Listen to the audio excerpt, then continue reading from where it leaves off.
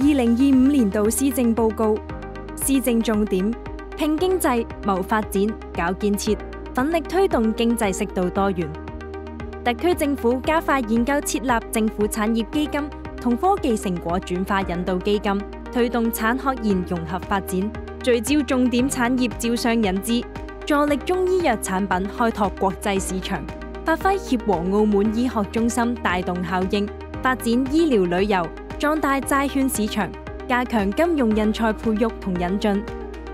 推進數字澳門園研發同數字經濟發展，以教育、科技、人才一體化發展為支撐，培育發展新質生產力，舉辦國際文化藝術盛會、大型節慶品牌盛事同國際體育賽事，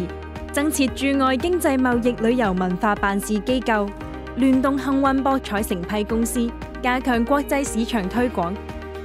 設立檢討營商法規工作小組，活化舊城區，盤活社區經濟，推出中小企業銀行貸款利息補貼計劃，助力中小企提質發展。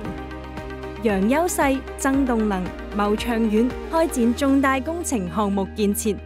特區政府計劃建設澳琴國際教育城、澳門國際綜合旅遊文化區、澳門珠江西岸國際航空運輸樞紐，以及澳門科技研發產業園。